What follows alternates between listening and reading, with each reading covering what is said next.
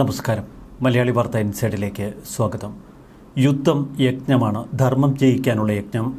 ഭൂമിയിൽ ഇത്തരം ചില നിയോഗങ്ങൾക്ക് ചിലർക്ക് ഭാഗ്യമുണ്ടാകും. കഴിഞ്ഞ ഏപ്രിൽ 22-ന് പഹൽഗാമിൽ നടന്ന ഭീകരരുടെ ഏറ്റവും ക്രൂരമായ ആക്രമണം. നിരപരാധികളായ വിനോദസഞ്ചാരികളെയാണ് അന്ന് ഭീകരർ നേരിട്ടത്. സ്വന്തം ഭാര്യയുടെയും മാതാപിതാക്കളുടെയും കുഞ്ഞുങ്ങളുടെയും മുന്നിൽ വെച്ച് അവരെ നിഷ്ഠൂരം ഭീകരർ വെടിവെച്ച് വീഴ്ത്തി. ഭീകരപ്രവർത്തനത്തിൻ്റെ ഏറ്റവും ക്രൂരമായ മുഖമാണ് നമ്മളവിടെ കണ്ടത്. ഹമാസ് പുലർത്തുന്ന അതേ പ്രവർത്തന ശൈലി. അന്ന് പുരുഷന്മാരുടെ മതം നോക്കിയായിരുന്നു അവർ കൊലപ്പെടുത്തിയത്. തുടർന്ന് ഇന്ത്യ നടത്തിയത് അതേ ഭീകര ക്യാമ്പുകൾക്ക് നേരെയുള്ള ആക്രമണം മാത്രം. പാകിസ്ഥാനിലും പാക്-അധീന കാശ്മീരിലും പ്രവർത്തിക്കുന്ന ഭീകര കേന്ദ്രങ്ങൾ ഇന്ത്യ തകർത്തു. പാകിസ്ഥാനിൽ നിന്ന് ഏതെങ്കിലും തരത്തിലുള്ള തിരിച്ചടിയുണ്ടായാൽ അതിൻ്റെ ഭവിഷ്യത്തുകൾ മാരകമായിരിക്കുമെന്ന് തുടർന്ന് ഇന്ത്യ മുന്നറിയിപ്പ് നൽകി. എന്നിട്ടും പാകിസ്ഥാൻ തുടർച്ചയായി ഇന്ത്യയെ പ്രകോപിപ്പിച്ചു.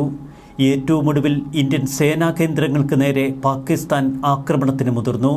ഇന്ത്യ അടിച്ചു തൂഫാനാക്കും എന്നുറപ്പുണ്ടായിട്ടും എന്തുകൊണ്ടാണ് പാകിസ്ഥാൻ ഇത്തരം സാഹസങ്ങൾക്ക് മുതിർന്നത്? ഇതിനു പിന്നിൽ ഏതെങ്കിലും അദൃശ്യ ശക്തികൾ പാകിസ്ഥാന് കരുത്തു പകരുന്നുണ്ടോ? അരങ്ങിന് പിന്നിൽ നിന്ന് ചൈന പോലുള്ള രാജ്യങ്ങൾ പാകിസ്ഥാനെ സഹായിക്കുന്നുണ്ടോ? അങ്ങനെയെങ്കിൽ ഇതൊരു കൈവിട്ട കളിയാകും. ഇന്ത്യയും പാകിസ്ഥാനും തമ്മിലുള്ള യുദ്ധം മൂന്നാം ലോക മഹായുദ്ധത്തിന് വഴിതെളിക്കും എന്ന നിരവധി പ്രവചനങ്ങൾ നമുക്ക് മുന്നിലുണ്ട്. സാമ്പത്തികമായും വികസനപരമായും ഏറ്റവും പിന്നോക്കം നിൽക്കുന്ന അവസ്ഥയിലാണിപ്പോൾ പാകിസ്ഥാൻ. മുൻപ് താലിബാനുമായി വലിയ സൗഹൃദം പങ്കിട്ടിരുന്ന പാകിസ്ഥാൻ ഇപ്പോൾ താലിബാൻ മുഖ്യ ശത്രുവാണ്. ബലൂചിസ്ഥാൻ കേന്ദ്രീകരിച്ച് ബലൂച്ച് ലിബറേഷൻ ആർമി അതിശക്തമായ ആഭ്യന്തര യുദ്ധത്തിൽ ഏർപ്പെട്ടിരിക്കുന്ന കാലം. അതേ കാലഘട്ടത്തിൽ എന്തുകൊണ്ട് ഇന്ത്യയുമായി ഒരു യുദ്ധത്തിന് തയ്യാർ എന്ന മട്ടിൽ പാകിസ്ഥാൻ ആക്രമണങ്ങൾ നടത്തുന്നു? ഇവിടെയാണ് ചരിത്രത്തിൻ്റെ ചില നിയോഗങ്ങൾ നമ്മൾ തിരിച്ചറിയേണ്ടത്. 10 മാസങ്ങൾക്ക് മുൻപ് ഒരു ജ്യോതിഷി നടത്തിയ പ്രവചനം. ആ പ്രവചനമാണ് ഇപ്പോൾ സമൂഹ മാധ്യമങ്ങളിൽ വൈറലാകുന്നത്. വരുന്ന മെയ് മാസം ഇന്ത്യയെ സംബന്ധിച്ച് മഹാഭാരതത്തിൽ നമ്മൾ കണ്ടതുപോലെ ഒരു ഗ്രഹനില വരുമെന്നാണ് അദ്ദേഹത്തിൻ്റെ പ്രവചനം.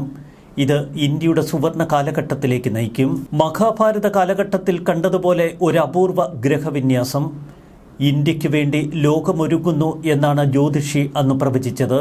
ഇന്ത്യയുടെ ഒരു സുവർണ കാലഘട്ടത്തിൻ്റെയും ഒരു ആഗോള യുദ്ധത്തിൻ്റെയും പശ്ചാത്തലമാണ് അദ്ദേഹത്തിൻ്റെ വാക്കുകളിൽ.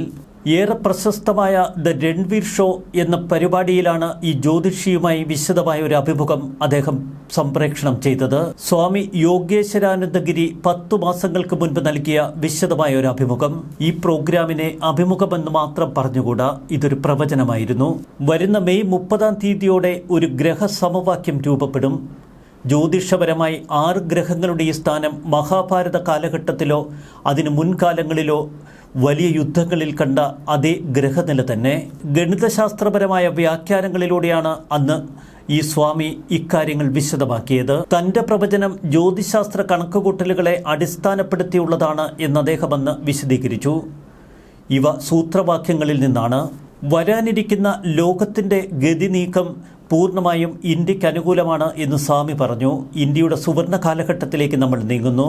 ഇന്ത്യയുടെ ഉയർച്ചയിൽ വിശ്വസിച്ചിരുന്ന ഒട്ടനവധി മുൻകാല ചിന്തകരെ അദ്ദേഹം ഈ അഭിമുഖത്തിൽ ഓർമ്മപ്പെടുത്തി. അരബിന്ദോ ഇങ്ങനെ പറഞ്ഞു, വിവേകാനന്ദൻ ഇങ്ങനെ പറഞ്ഞിരുന്നു, നമ്മുടെ പ്രസിഡന്റ് അബ്ദുൽ കലാം ഒരു ശാസ്ത്രജ്ഞൻ എന്ന നിലയിൽ ഇങ്ങനെയൊക്കെ വിലയിരുത്തിയിരുന്നു. ഇപ്പോൾ നിങ്ങൾ കണ്ണടച്ച് ദൈവത്തോട് അപേക്ഷിക്കൂ. ദൈവത്തിന് മാത്രമേ നിങ്ങളെ ഇത്തരം കാര്യങ്ങൾ കാട്ടിത്തരാൻ കഴിയൂ. ഇന്ത്യയും പാകിസ്ഥാനും തമ്മിലുള്ള സംഘർഷം രൂക്ഷമാകുന്നതിനിടയിലാണ് ഈ വീഡിയോ ഇപ്പോൾ വൈറലായിരിക്കുന്നത്. ജമ്മു കാശ്മീരിലെ പഹൽഗാമിൽ പാകിസ്ഥാൻ ആസ്ഥാനമായുള്ള തീവ്രവാദികൾ 26 വിനോദസഞ്ചാരികളെ കൊലപ്പെടുത്തിയതിന് ഏതാനും ആഴ്ചകൾക്ക് ശേഷമാണ് ഇപ്പോൾ നിയന്ത്രണ രേഖയ്ക്കപ്പുറത്തുള്ള പാകിസ്ഥാൻ മണ്ണിലേക്ക് ഇന്ത്യ തുടർച്ചയായ ആക്രമണങ്ങൾ നടത്തുന്നത്. യുദ്ധം വെറും നാശമല്ല എന്നീ സ്വാമി ഓർമ്മപ്പെടുത്തുന്നു. ഒരു കോസ്മിക് റീസെറ്റിനാണ് ഓരോ യുദ്ധവും. ഒരു കോസ്മിക് റീസെറ്റിന് വേണ്ടിയുള്ള മഹായുദ്ധം നന്മയിൽ ചെന്നവസാനിക്കുമെന്നാണ് അദ്ദേഹത്തിൻ്റെ നിഗമനം. യുദ്ധസാധ്യതയെ നിങ്ങൾ നാശമായി കരുതരുത്. പ്രപഞ്ചത്തിൻ്റെ പുനഃസജ്ജീകരണത്തിനാണ് ഓരോ യുദ്ധങ്ങളും. യുദ്ധം ഒരുതരം യജ്ഞം കൂടിയാണ്. യജ്ഞമെന്നാൽ ത്യാഗം. ഗീതയുടെ 18-ാം അധ്യായത്തിൽ കൃഷ്ണൻ പറയുന്നു, യജ്ഞം, ദാനം, തപസ് എന്നിവ ഒരിക്കലും ഉപേക്ഷിക്കരുത്. അതുകൊണ്ട് തന്നെ ചില അനിവാര്യ ഘട്ടത്തിൽ യുദ്ധം ഉപേക്ഷിക്കരുത് എന്ന് സ്വാമി പറയുന്നു. വ്യവസ്ഥകൾ സ്തംഭിക്കുമ്പോൾ, സമാധാനം കൃത്രിമമായി മാറുമ്പോൾ ഒരു തടസ്സം ആവശ്യമാണ് എന്ന് അദ്ദേഹം വിശദീകരിച്ചു. എല്ലാം മരവിച്ചിരിക്കുന്ന കാലഘട്ടത്തിൽ ചിലപ്പോൾ ചില തിരുത്തലുകൾ വേണം. അതൊരുകാൻ നിങ്ങൾ ചൂട് പ്രയോഗിക്കും. യുദ്ധം അതിൻ്റെ ഒരു സവിശേഷതയാണ്.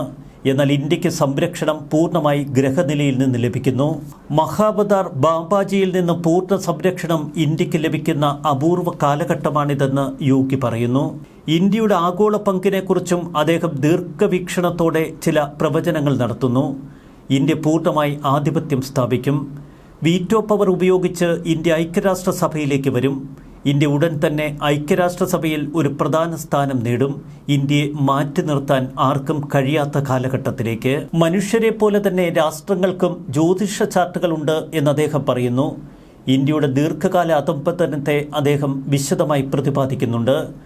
ഈ ലോകത്ത് അമൃത് എന്താണ് എന്ന് നിങ്ങൾ എന്നോട് ചോദിച്ചാൽ ഞാൻ പറയും, പാൽ കേടാകരുത്, ഗംഗാജലം കേടാകരുത്. പ്രകൃതി നിലനിൽക്കുന്നിടത്ത് വികലതകൾ പടരും. അത് ചിലപ്പോഴൊക്കെ പരിഹരിക്കപ്പെടണം.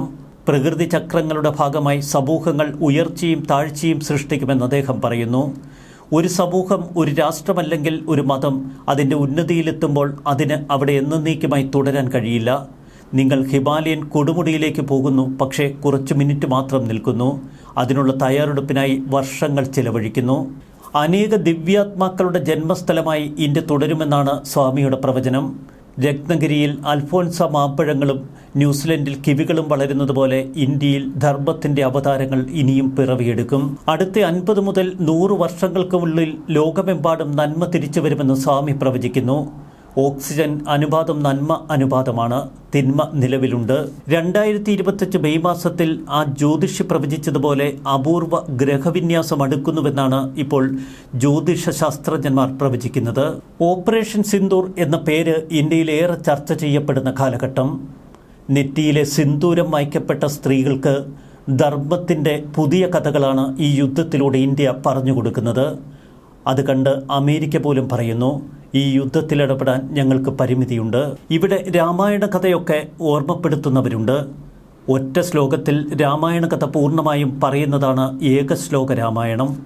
കർക്കിടക മാസത്തിൽ രാമായണം പൂർണ്ണമായും വായിക്കാൻ സാധിക്കാത്തവർക്ക് ഏകശ്ലോക രാമായണം എന്നും ജപിക്കുന്നത് സമ്പൂർണ്ണ രാമായണ പാരായണത്തിൻ്റെ ഫലമുണ്ടാക്കും എന്ന് പറയപ്പെടുന്നു. രാമായണം എന്നത് രാമൻ്റെ അയനമാണ്. അയനമെന്നാൽ യാത്ര എന്നർത്ഥമാക്കുന്നു. ഈ യാത്രയുടെ സംഗ്രഹമാണ് ഏകശ്ലോക രാമായണം. ഓരോ യാത്രയും ഓരോ തിരുത്തലുകളാണ്. ഇവിടെ ഇന്നിപ്പോൾ ഇന്ത്യ യാത്ര ചെയ്യുന്നത് പാകിസ്ഥാനുമായുള്ള ഒരു യുദ്ധ യാത്രയിലൂടെ. ഒരിക്കൽ ഭരതൻ ഹനുമാനോട് രാമരാവണ യുദ്ധം കണ്ടിട്ടില്ല എന്ന് പറഞ്ഞു.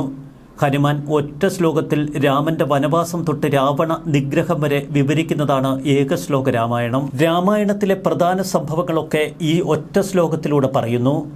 ചില ജ്യോതിഷിമാരുടെ പ്രവചനങ്ങളും നമ്മൾ അവിടെയാണ് ചേർത്ത് വായിക്കേണ്ടത്. വരും കാലങ്ങളിൽ ഈ ലോകത്ത് സംഭവിക്കുന്ന കാര്യങ്ങൾ അവർ ചില വാക്കുകളിലൂടെ, ചില വാചകങ്ങളിലൂടെ അവതരിപ്പിക്കുന്നു. ഗോസ്വാമി തുളസീദാസാണ് ഏകശ്ലോക രാമായണം രചിച്ചത് എന്ന് പറയപ്പെടുന്നു. ഒറ്റ വരിയിലുള്ള ഈ ശ്ലോകം മനഃപ്പാടമായി എന്നും ജപിക്കുന്നവരുണ്ട്. പൂർവം രാമ തപോ വനാദിഗമനം, ഹത്വാമൃഗം കാഞ്ചനം, വൈദേഹീകരണം ജടായുമരണം, സുഗ്രീഹ സംഭാഷണം ബാലി നിഗ്രഹണം, സമുദ്രതരണം ലങ്കാപുരിദഹനം, പശ്ചാത് രാവണ കുംഭകർണ കഹനം, ഏതത്തി രാമായണം. രാമൻ വനത്തിലേക്ക് പോയി സ്വർണ്ണ നിറത്തോടെ വന്ന മാൻപേടിയെ പിന്തുടർന്ന് വധിച്ചു. വൈദേഹിയെ അപഗ്രഹിച്ചു.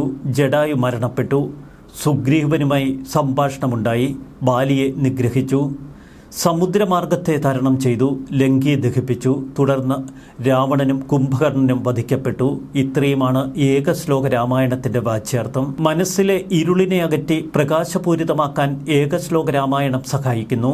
ഇന്ത്യയുടെ ധർമ്മത്തിനു വേണ്ടിയുള്ള ഈ ആക്രമണത്തെ നമ്മൾ അനുകൂലിക്കുന്നതും അതുകൊണ്ട് തന്നെ. മഹാഭാരതത്തിലും ഇത്തരം പല പരാമർശങ്ങളുമുണ്ട്. യുദ്ധം യജ്ഞമാണ്, ത്യാഗമാണ്. ധർമ്മം പുലരാനുള്ള ഒരു യജ്ഞം. അതുകൊണ്ട് തന്നെ ഇന്ത്യ ഇപ്പോൾ ഏർപ്പെട്ടിരിക്കുന്നത് ഒരു മഹായജ്ഞത്തിലും. ന്യൂസ് ഡെസ്ക് മലയാളി വാർത്ത ഇൻസൈറ്റ്.